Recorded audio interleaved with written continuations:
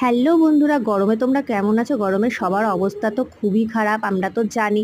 তো যাই হোক, গরমকালে গরম তো পড়বেই, তাই না? কদিন পরে আবার বৃষ্টি চলে আসবে, তখন সবাই খুব আনন্দ করে খেও।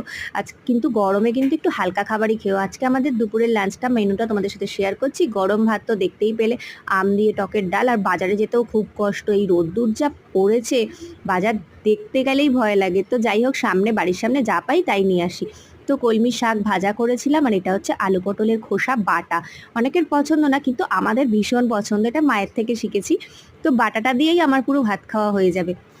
আর দেখো, এটা হচ্ছে আলু পটলের পোস্ত, মানে যেটার খোসাই আমি বেটেছি। কোনোদিন যদি রেসিপি জানতে চাও, আমি অবশ্যই তোমাদের সাথে শেয়ার করব। যারা খেতে ভালোবাসো তারা অবশ্যই করে খেতে পারবে। আর এটা ঢ্যাঁড়স দিয়ে আর করলা দিয়ে একটা সবজি করেছিলাম, মা আলু পোস্ত খাবে না তাই জন্য, কারণ মায়ের সুগার। আর এটা হলো আমের চাটনি, এটা কালকের।